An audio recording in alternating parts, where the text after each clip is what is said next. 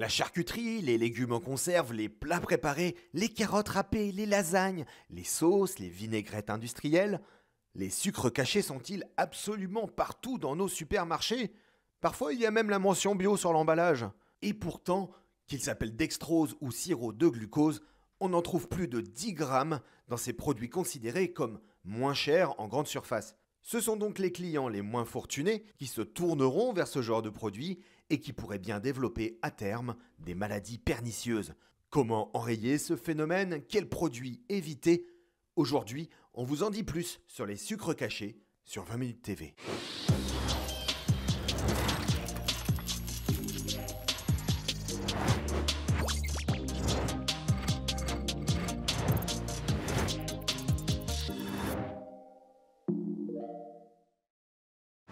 70% des nouveaux cas de diabète de type 2 sont dus à l'alimentation et notamment à cause des produits ultra transformés. Les étiquettes alimentaires sur les paquets de céréales, les bouteilles de jus, les barquettes de plats préparés sont censées nous informer, mais souvent, elles nous perdent. Vous allez le voir, c'est ce que vous nous dites dans un micro-trottoir tout à l'heure dans l'émission. Derrière un vocabulaire parfois opaque, une liste d'ingrédients à rallonge ou un Nutri-Score coloré.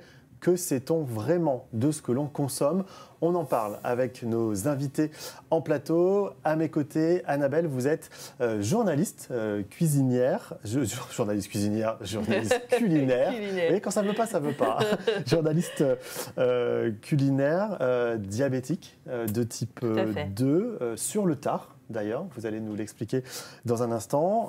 Vous faites des livres également, notamment celui qu'on va voir dans l'émission Diabète de type 2 aux éditions Hachette. On en parlera ensemble. Merci d'être avec nous. Merci Antoine Flao, juste en face, à mes côtés également. Vous êtes professeur à l'Université de médecine de Paris-Cité, médecin épidémiologiste. Je savais que j'allais riper sur ce mot. Vous allez nous parler, on va prendre un peu plus de hauteur avec vous sur toutes ces notions de sucre caché, de bons et de mauvais sucres. Vous avez également écrit un livre qui s'appelle « Prévenez-moi » aux éditions Robert Laffont. On en parlera dans un instant également. Merci à vous deux d'être avec nous. Nutrition, la face cachée des étiquettes, on vous en dit plus. Et avant d'aller plus loin, nous avons voulu savoir, est-ce que les étiquettes influencent vos achats? Est-ce que vous les lisez? Vos réponses au micro d'Hugo Valentin. Pour vérifier qu'il n'y ait pas des choses un peu mauvaises pour la santé, justement. Pour faire attention qu'il n'y ait pas trop d'additifs, trop de trucs qui vont justement pas être bons pour la santé. Du coup, c'est plus le Nutri-Score que je vais regarder et je fais un peu confiance aveuglément, ce qui est peut-être pas une bonne chose, je sais pas. Je pense qu'on devrait, ça c'est peut-être aussi un sujet d'éducation, mais qu'on devrait être plus conscient quelle répartition en fait des macronutriments on devrait avoir, quel pourcentage de protéines, quel pourcentage de glucides. Enfin, il y a plein de gens qui ne savent pas par exemple qu'à partir de 25-30 ans, on commence à perdre énormément de muscles en fait, et c'est ce qui fait que notre métabolisme diminue beaucoup et que du coup on commence à beaucoup grossir sans s'en rendre compte juste parce qu'on est en train de perdre des muscles et qu'on ne consomme pas assez de protéines. Donc je pense que c'est un vrai enjeu de société en fait, de savoir mieux s'alimenter. Parce qu'en ce moment, il y a pas mal de produits chimiques ajoutés, des produits qui ne sont pas forcément naturels et pas bons pour la santé. Donc c'est important de regarder ce qu'on achète, ce qu'on mange. Moi, je regarde souvent si c'est des aliments naturels, s'il y a pas trop de... S'il y a des mots que je comprends pas, généralement, j'évite. Des colorants, des conservateurs, des trucs ou des sucres. Je regarde aussi la quantité d'ingrédients qu'il y a. Genre, si je vois que le sucre est en première position, j'évite. Je travaille en cuisine, du coup pour moi c'est super important la liste des ingrédients qu'il y a dans chaque produit transformé, du coup ça s'appelle des produits transformés. En tant que cuisinière, j'aime bien savoir exactement ce que j'ai mis dans mon assiette, exactement quel produit. Je préfère dire que à mon client ou à la personne qui mange, j'ai utilisé ce produit, du coup je sais ce qu'il y a à l'intérieur, je sais s'il est bon pour vous, je sais s'il n'est pas bon pour vous. Vous l'avez entendu, les réponses sont assez partagées. Certains avouent ne jamais regarder, d'autres vérifient systématiquement le taux de sucre ou encore la présence d'additifs ou même le fameux Nutri-Score. On entendra d'ailleurs vos témoignages au sujet du Nutri-Score dans un instant. Mais ces impressions reflètent une réalité beaucoup plus large. Plus la moitié des Français rapportent lire pendant leurs courses les étiquettes et les emballages régulièrement et 94% au moins de temps en temps, d'après une étude du baromètre de l'esprit critique. Quant au Nutri-Score, bien qu'il soit censé orienter vers des choix plus sains, il reste controversé. Pourquoi ? Eh bien, parce qu'un plat préparé classé A peut contenir des additifs et un camembert, par exemple, classé E, peut rester un aliment brut et peu transformé. C'est là toute la limite du système. Et vous, dans quelle mesure le Nutri-Score est important et oriente vos choix, vos réponses? Moi, je fais confiance, mais je sais pas si on peut faire confiance vraiment s'ils disent A. Est-ce que c'est illégal pour eux de mettre des trucs? Mais je me dis, ça englobe plus, ça fait un genre de résumé en mode c'est bon, c'est A, c'est OK, c'est B, c'est un peu moins. Et après, dès que ça part plus loin, c'est pas bien. Faut pas. Je pense que c'est important lorsque on va prendre, lorsqu'on sait qu'on prend des produits pas fous, par exemple du Nutella ou des céréales. Je pense que de ce point de vue-là, comparer au sein d'une même catégorie d'aliments, ça va être important. Parce que là, en fait, tu vois qu'un certain aliment va contenir de l'huile de palme et de ce fait va avoir un Nutri-Score qui n'est pas ouf du tout. Alors que tu vas en avoir d'autres qui vont être plus bio et qui vont avoir un meilleur Nutri-Score. Mais en revanche, comparer de l'huile d'olive et des chocs à pic, ça n'a pas trop de sens. Bah forcément, plus la lettre va être vers le E, et moins ça sera de la bonne qualité.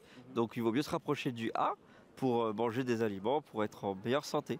Bon après, de temps en temps, si on mange des E, des D ou des C, c'est pas très grave. Mais il ne faut pas manger que de ça, quoi.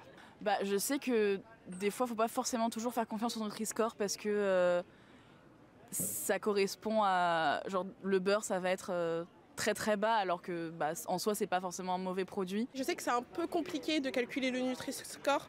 C'est un peu plus compliqué. C'est comme dire que quelque chose est bio. En vrai, c'est très très compliqué. Le Nutri-Score, je sais qu'il change. Les notations, elles changent. Plein de choses varient selon le Nutri-Score. Du coup, je sais que des fois, la notation n'est pas vraiment la notation. Je sais que des fois, la note n'est pas forcément la note. Du coup, pour moi, regardez ce qui est important. Et moi, je sais que du coup, les produits que je suis censée utiliser, ce qui est bien, ce qui est bon, ce qui n'est pas bon, c'est plus important pour moi de regarder ça que regarder le Nutri-Score. On va faire le tri dans tout ça. Le Nutri-Score a deux objectifs principaux. Le premier, informer les consommateurs de manière claire et transparente sur la qualité nutritionnelle des produits. Et le deuxième, encourager les professionnels à améliorer la composition de leurs produits en attribuant un score allant de A pour la meilleure qualité nutritionnelle à E pour la moins bonne. Vous le voyez d'ailleurs sur l'étiquette qui apparaît. Alors, pourquoi le Nutri-Score a été controversé? Eh bien, parce qu'il ne prend pas en compte la qualité des aliments, seulement leur composition nutritionnelle pour 100 grammes ou 100 millilitres de gras, de sel, de sucre, de fibres par exemple. Résultat, un plat ultra transformé pouvait obtenir un A vert, tandis qu'un fromage ou de l'huile d'olive, pourtant naturelle, pouvait être mal noté D ou E, car riche en gras ou en sel. Cela a créé la confusion, surtout chez les producteurs d'aliments traditionnels comme les fromagers. Alors, le Nutri-Score a été mis à jour pour mieux pénaliser les produits sucrés ou ultra transformés et mieux valoriser les aliments bruts et riches en bons nutriments comme les légumineuses par exemple ou certaines huiles végétales. Depuis le 16 mars 2025, d'ailleurs, les entreprises disposent d'un délai de 2 ans pour appliquer le nouveau Nutri-Score sur les emballages. L'encadré nouveau calcul, vous le voyez sur l'étiquette qui va s'afficher, a été créé afin d'indiquer clairement les produits dont le score est calculé avec le nouveau Nutri-Score. L'objectif est de le rendre plus cohérent avec les recommandations de santé publique et plus utile pour les consommateurs. Alors, que faut-il retenir de tout ça? Lire une étiquette, ce n'est pas seulement chercher un A vert ou fuir les E, on en parlera sûrement dans un instant, c'est surtout comprendre les ingrédients, repérer les pièges marketing, comme le sans sucre ajouté par exemple, ou le naturel. Et c'est surtout reprendre le pouvoir sur ce qu'on met dans notre corps. Dans un monde saturé d'ultra transformés, l'étiquette est un bouclier. Encore faut-il savoir s'en servir. Et on va continuer d'en parler, évidemment, avec nos invités. Annabelle, journaliste spécialisée dans la gastronomie, écrit des livres de recettes jusqu'au jour où elle apprend qu'elle est atteinte de diabète. Hors de question pour elle, vous allez le voir, d'abandonner son métier, de renoncer au plaisir de la table ou de s'imposer des régimes stricts. Elle a donc développé ses propres méthodes pour apprivoiser la maladie tout en conservant le goût du bon. Aujourd'hui, elle partage ses conseils pratiques pour vivre sereinement avec un diabète de type 2. On en parle tout de suite. Annabelle, est-ce que j'ai tout bon dans tout ce que je viens de dire? Vous avez C'est mon nom vrai de famille, c'est Chakmes. Chakmes, j'ai Parce oublié que de vous le l'avez- prononcer tout à l'heure et j'ai encore Là oublié encore aussi. Voilà, donc Annabelle Chakmes, que je vous présente. Merci d'être avec nous, Annabelle. Alors, je le disais, vous, votre diabète a été diagnostiqué sur le tard. Tout à fait. Ça s'est passé comment?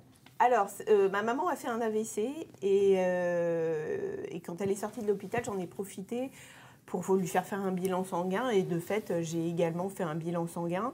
Le laboratoire m'a appelé en fin de journée. Donc, j'ai eu très peur parce que j'ai cru que c'était pour elle. Et pas du tout, en fait, c'était pour moi.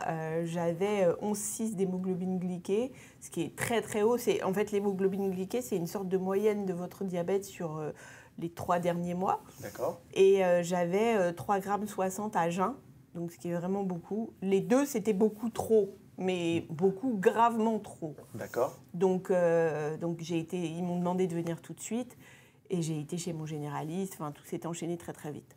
Là, j'imagine que c'est le choc pour vous qui adorez manger, cuisiner, vous écrivez, vous faites des livres de recettes. C'est un choc brutal, j'imagine, non? Alors, c'est un choc brutal, oui et non, parce que mon grand-père était diabétique, donc j'avais en tête qu'un jour, ça me tomberait dessus. Il y a eu des signes avant-coureurs, j'avais fait des prises de sang où j'étais limite, et je l'ai pris un petit peu à la légère, donc je me suis dit que le choc de voir ma maman faire un AVC m'avait de fait déclenché ce qui était latent depuis des années. Ouais, d'accord. Est-ce que vous avez pensé changer de métier, Oui. par exemple? Oui, Ah oui. oui? J'ai appelé, quand on m'a annoncé mon diabète, j'ai appelé un ami qui est un grand pâtissier et je lui ai dit, écoute, ça y est, c'est la fin, ça y est, c'est pas grave, tant pis. Ouais, je vais faire autre chose. Je vais faire autre chose. Il m'a dit, va t'aérer, va marcher un peu, et reviens dans 10 minutes, ça ira mieux. Mais oui, parce que... Oui, bien sûr, parce que je n'avais, en fait, autant je voyais, et puis surtout, j'avais une vision très archaïque du diabète. Je voyais mon grand-père, il y a 30 ans, avec un diabète, et je ne vis pas du tout ma pathologie de la même manière que la traitements ont sienne. changé, l'accompagnement a Tout changé. a complètement. changé, tout a changé. La compréhension que les gens en ont, tout a changé. Donc du coup, la bonne nouvelle, c'est que vous n'avez pas arrêté votre métier. Non. En revanche, vous avez modifié votre façon de vivre avec le diabète, donc... Oui, en fait, j'ai adapté plein de choses. Mais en fait, vous savez, c'est ce que j'ai déjà dit en interview. En fait, le diabète, c'est comme si vous étiez muté au Japon sans savoir parler japonais. C'est-à-dire qu'au début, vous êtes dans une angoisse de vous dire jamais ça n'arrivera, jamais je pourrai, jamais ça va être une catastrophe, ça va être un enfer et tout. Et quand on commence à parler de plus en plus la langue couramment, c'est pas un vrai problème. Donc, j'ai pas aujourd'hui le sentiment que ma vie est transformée. J'ai pris de nouvelles habitudes de vie et des nouvelles habitudes nutritionnelles et des choses comme ça, mais j'ai pas le sentiment que ma vie est en... Enfin, en tout cas, je voulais pas... En plus, je voulais pas avoir ce sentiment-là. Du coup, est-ce que, comme les personnes qu'on a vues dans le micro-trottoir, est-ce que vous regardez les étiquettes pour voir comment... Ah ouais? Vous analysez chaque étiquette? Non, j'analyse pas, mais il y a des choses... J'ai beaucoup de mal avec les choses qui donnent le sentiment d'être bon pour la santé. Parce que souvent, quand on regarde de plus près, c'est en ballottage de vérité. C'est-à-dire que c'est pas totalement faux, mais c'est pas totalement vrai. Donc, je pense que pour bien vivre ce type de pathologie, il faut mieux être sachant qu'ignorant. Et c'est en ça que je regarde les étiquettes. Alors, par exemple, vous voyez les sauces tomates, les trucs comme ça, vaut mieux les regarder vraiment clairement, les étiquettes. Parce qu'il y a des aliments comme ça dans lesquels vous ne pensiez pas qu'il y avait du sucre, alors qu'en fait, il y en a, par exemple. Donc, on sait que c'est pas bon pour le diabète. Par exemple, quelque chose de très précis dans mon quotidien, des sushis vont avoir 1 million de fois plus d'impact sur ma glycémie qu'une tarte aux fraises. D'accord. Donc, alors les qu'on pense que glucides... c'est plus sain, justement, le oui, sushi. mais les glucides du riz vont avoir un effet plus long qu'un sucre rapide d'une tarte aux fraises. C'est moins grave pour moi de manger une tarte aux fraises qu'un plateau de sushi. D'accord. Mais alors, comment on fait au quotidien pour savoir ce qu'on mange, si c'est bon, si c'est pas bon?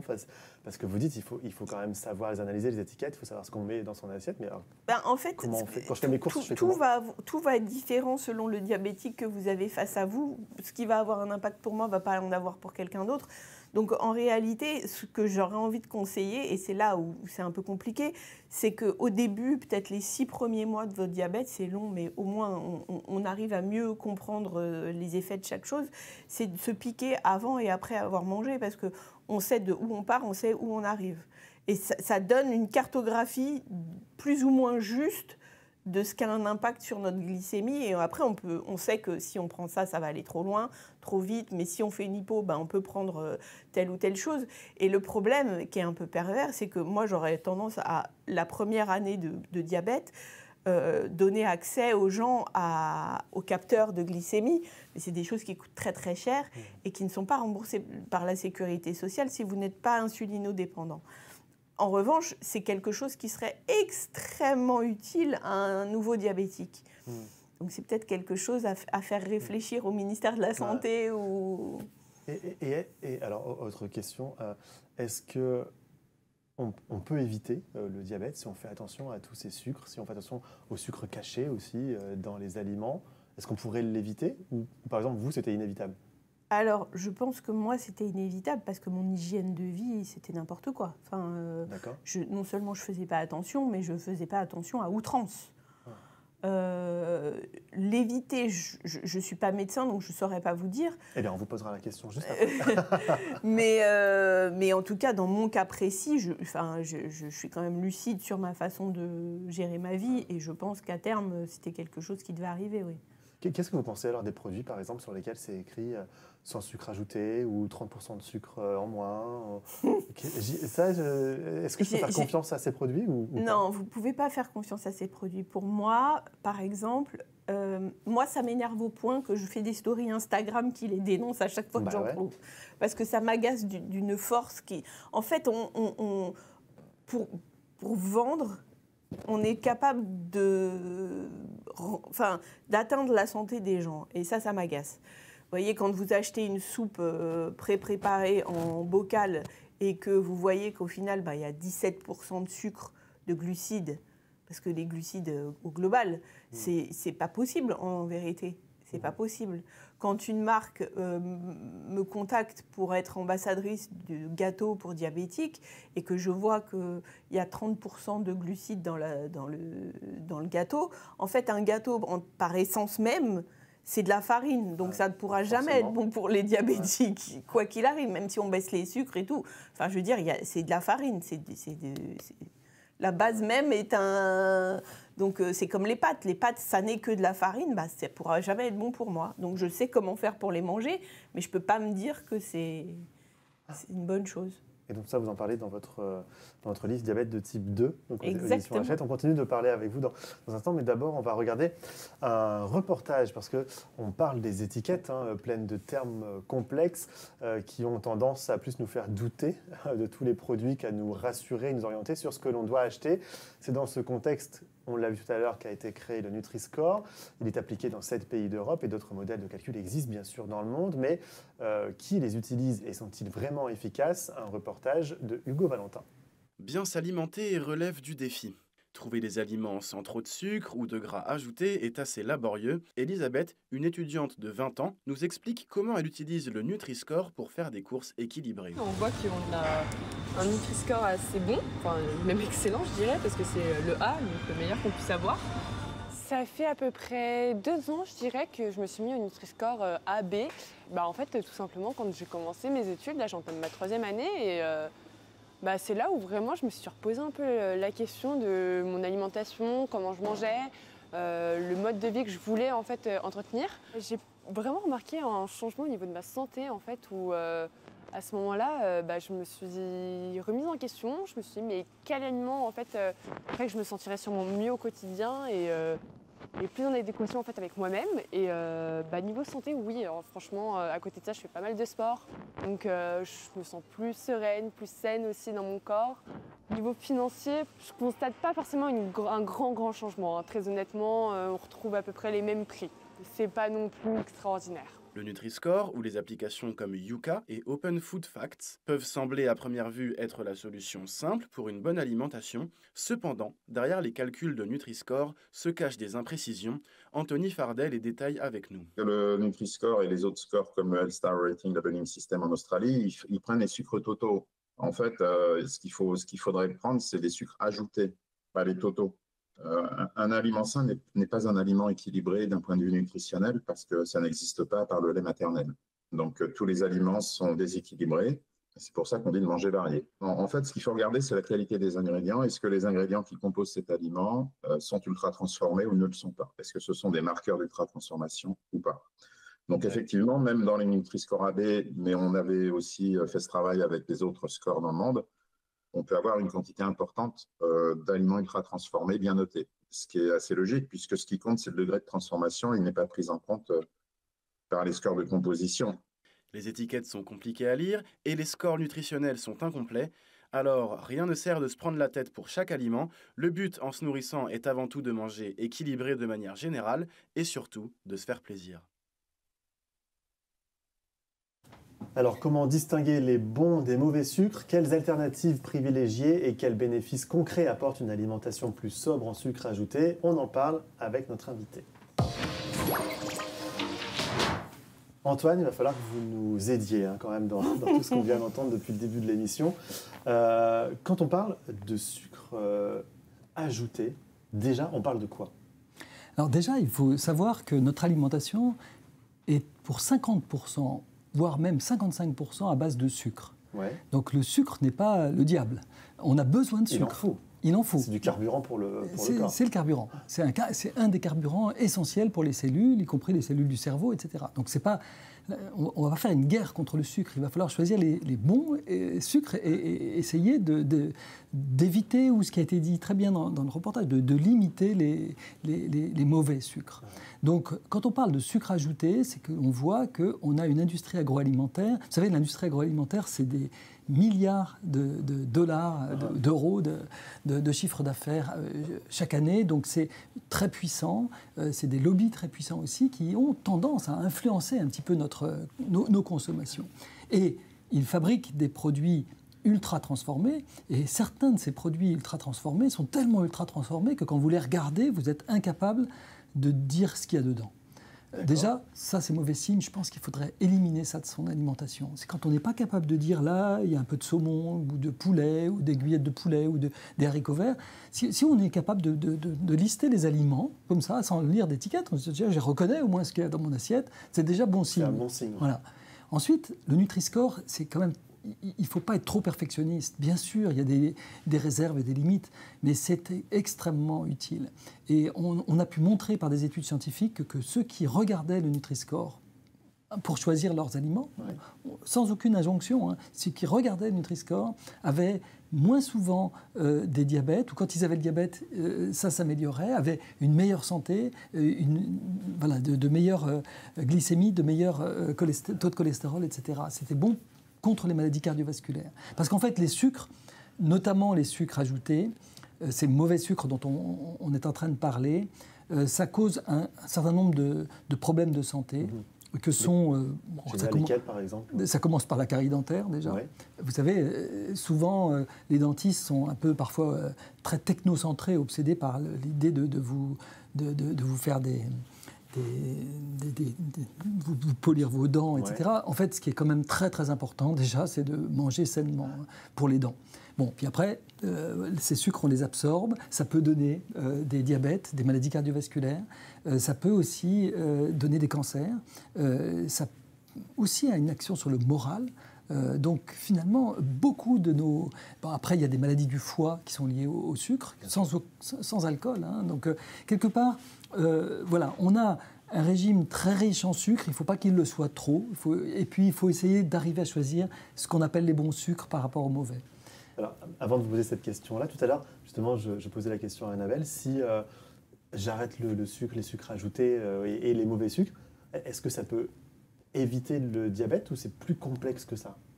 Alors, ce qui est vrai, c'est qu'on a essayé, en Suisse, dans le canton de Vaud, une équipe a essayé chez des gens qui avaient des prédiabètes, c'est-à-dire qu'ils avaient les signes un peu prémonitoires, tels qu'Annabelle en a parlé, du diabète, qui ont accepté de rentrer dans cette étude. On leur a dit, on va essayer de prévenir l'entrée dans le diabète par justement un régime, pas un régime alimentaire strict, hein, pas l'époque d'autrefois, vraiment mangez bien, faites-vous plaisir, mais essayez de choisir les bons sucres des mauvais, et puis aussi faites de l'activité physique. Marcher, l'un des meilleurs médicaments, marcher. Donc, bonne alimentation et exercice physique.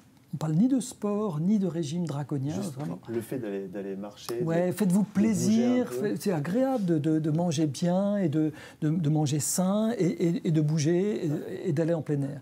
Et rien qu'avec cela, on a permis de réduire considérablement l'entrée dans le diabète. Et chez ceux qui avaient un diabète, certains ont pu même rétrocéder leur diabète. Donc le diabète n'est même pas une sorte de sentence qui va forcément empirer, par exemple. Pas du tout. Ça, pour 50% des diabétiques, donc on n'est pas sur des petits pourcentages, le diabète avait soit complètement régressé, c'est-à-dire que les gens étaient redevenus non diabétiques, avec ces deux aspects-là, soit avaient considérablement reculé et ils avaient besoin de beaucoup moins de médicaments.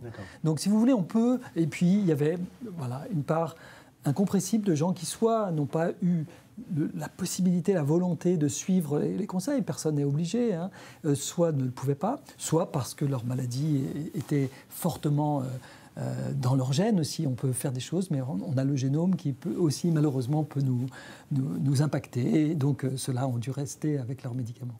La notion de plaisir, elle est très importante parce que ça veut dire que vous ne m'interdisez pas de manger une tartelette aux fraises dimanche en famille. Je peux la manger sans problème. Je peux me permettre, quand bien même mon médecin me l'interdirait, je peux vous jurer que je ne me l'interdirais pas personnellement.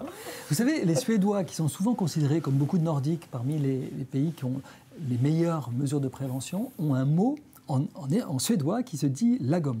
Et lagom en suédois, je pourrais le traduire par pas d'interdit, pas d'excès. C'est-à-dire que l'idée n'est pas de dire ne pas manger votre tarte aux fraises. L'idée n'est de dire...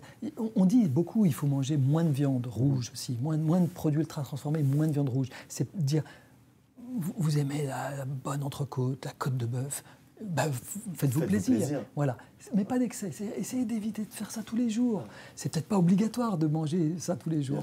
On peut manger un peu plus de légumes, un peu plus de légumineuses, un peu plus de fruits, ce qu'on appelle les viandes blanches, du poulet, des poissons. C'est ça. La viande blanche, c'est pas culinaire, hein, c'est diététique. C'est-à-dire que, je dirais, le veau, c'est de la viande rouge au sens diététique du terme, et puis le porc également, même s'il est blanc une fois qu'il est dans l'assiette. La couleur blanche, c'est considéré comme la viande. Non, la viande blanche, c'est le poulet ou le poisson, on va dire. Hein. Les volailles et les poissons. Eh bien, oui, mangez un peu plus de ça, vous ferez très plaisir, parce que ça peut être très bon. Et puis, il n'y a rien de meilleur que des petites aiguillettes de poulet avec de l'huile d'olive et des légumes. Je suis convaincu, voilà. Là. Donc, voilà. Et puis, de temps en temps, vous vous faites plaisir. C'est pareil pour la tarte aux fraises. Mais là, de façon très simple, si on devait résumer pour les personnes qui nous regardent, comment je fais la différence quand je suis dans le magasin entre les bons et les mauvais sucres? Mais déjà, moi, je me dis, ça, c'est pas bon. Déjà, les produits ultra transformés ajoutent du sucre partout. Et comme vous disiez dans votre reportage, en plus, les produits les plus accessibles et moins chers sont très sucrés, de sucre ajouté. Donc, en fait, si vous êtes dans le magasin et que vous achetez des courgettes, des pommes de terre, des asperges, et que vous les coupez et les mettez dans votre poêle, ça va prendre un tout petit peu plus de temps, mais au bout de 20 minutes ou 30 minutes, vous aurez un plat avec de l'huile d'olive qui sera parfait sur le plan diététique. Vous aurez beaucoup de glucides, toujours vos 50% de glucides nécessaires, mais les bons glucides. Si vous prenez quelque chose qui est déjà tout empaqueté, et que vous n'arrivez pas à savoir ce qu'il y a dedans, ah bon, vous lisez sur l'étiquette qu'il y a des asperges, mais vous ne les voyez pas. Il n'y a pas du tout de couleur ni de... voilà. Et le goût même, bon. Et ce sera sucré parce que le sucre va vous donner une forme d'addiction et que vous aurez envie d'en reprendre. Mais ce seront des produits, ou des chips, ou des choses qui sont des nuggets, ou beaucoup de choses dont on a vraiment, vraiment du mal à se demander ce qu'il y a dedans. C'est comme ça. Prenez des produits le plus bruts possible, ou s'ils sont transformés, des produits qui soient, vous le disiez, qui soient des produits qui soient finalement reconnaissables et de temps en temps, vous aurez envie de vous prendre, parce que ça vous fait plaisir, un hamburger sous cellophane. Voilà. Ça me fait plaisir. Vraiment, parce que c'est tellement bon, un bon hamburger. Ça peut être très moi, bon. je ne prends pas ça sous les fans quand même, mais, voilà, mais c'est très très bon. Un mot sur votre livre, donc Prévenez-moi, aux éditions Robert Laffont. Pourquoi Prévenez-moi ? Alors, moi, j'ai voulu faire un roman de la prévention. C'est-à-dire que le problème, il y a plusieurs problèmes dans la prévention. C'est que c'est souvent un peu austère, un peu triste, un peu dur quand on assène des mesures, des restrictions, des régimes. Enfin, toute la panoplie même du langage est difficile. Donc, j'ai voulu essayer de faire évoluer une famille, des amis qui ont des âges différents, toute petite enfance, jusqu'à vraiment des gens très très âgés. Puis les gens très âgés, j'ai une Lucette, elle est centenaire, on va fêter son anniversaire dans le livre, et elle est très gaie, c'est une militante, elle a un passé de militant communiste, mais enfin, vous savez, elle est très... D'ailleurs, elle agit pour le climat, et vous savez que bien manger, on ne se rend pas compte, mais 37% des émissions de gaz à effet de serre, c'est le secteur agroalimentaire. Et 80% de ça, c'est le bétail. Donc, elle nous le rappelle, voilà, elle dit, mais bon. Donc, je pense que ce qu'il faut, c'est faire passer les messages d'une façon qui ne soit pas trop anxiogène et pas trop restrictive, d'une part. Puis l'autre gros problème, c'est que, vous l'avez tout à fait signalé, hein, c'est le côté, le gradient social, c'est-à-dire le fait que les gens qui sont aisés et qui sont instruits, eux, ils connaissent tout ça. Ils n'ont pas tellement besoin de tout ça, qu'on leur dise. Ils le comprennent bien, ils le connaissent, et ils ont accès aux produits, aux fruits de mer. Voilà, le kilo de langoustine, ce n'est pas du tout la même chose que le kilo de chips. Hein. Et donc, je pense qu'il y a... Les pouvoirs publics ont à faire attention, à se dire comment faire pour que ce qu'on dit en ce moment ici, ce que l'on recommande, puisse être accessible aux gens qui ont le moins d'éducation et le moins de revenus. Merci beaucoup d'être venus tous les deux. Donc, Antoine Flao, on rappelle votre livre, Prévenez-moi, aux éditions Robert Laffont. Annabelle Chakmes, n'oublie pas votre nom de famille cette fois, Diabète de type 2 aux éditions Hachette. Merci encore une fois à tous les deux. Merci. Je vous propose maintenant quelques mots pour aller plus loin. C'est tout de suite. Pour aller plus loin, donc, méfiez-vous des listes d'ingrédients à rallonge et des noms finissant par ose, par exemple, glucose, fructose, polydextrose. On aurait pu expliquer tous ces mots, mais on n'a pas eu le temps. Lisez toute la synthèse, si vous voulez, sur le site de Foodwatch. Vous aurez toutes les informations. Privilégiez les produits labellisés Nutri-Score A ou B. N'hésitez pas à comparer un même produit. Attention, il faut quand même se faire plaisir. Parfois, on l'a dit tout à l'heure, on peut manger des produits même de type D ou E, évidemment. Une bonne lasagne à la bolognaise, par exemple, ou un hamburger, je le place comme ça. Il faut se faire plaisir. Scannez vos produits. Utilisez pour cela des applications. Open Food Fact, par exemple, ce qui est sur une base collaborative avec Nutri-Score, ou encore l'appli Yuka. Limitez les produits industriels, surtout s'ils sont ultra transformés, et cuisiner maison, évidemment, autant que possible. C'est bien meilleur à partir de produits bruts. D'ailleurs, le site Manger, Bouger regorge de recettes, n'hésitez pas. Et puis le livre d'Annabelle également, n'hésitez pas. Fuyez les produits light s'ils sont allégés en matière grasse. Ils ne sont pas forcément en additifs et donc en sucre. Un exemple, une mayonnaise allégée contient presque 5 fois plus de sucre qu'une classique. Donc, consultez la base de données de l'Agence nationale de sécurité sanitaire est très pratique pour identifier les composants des aliments. Et puis, réduisez, tant que faire se peut, le sucre dans vos desserts, même si, encore une fois, il faut se faire plaisir de temps en temps. Merci beaucoup de nous avoir suivis. Merci encore une fois à tous les deux. C'est la fin de cette émission. Vous pouvez retrouver l'intégralité de nos contenus sur 20minutes.fr et puis on se retrouve évidemment la semaine prochaine à la même heure.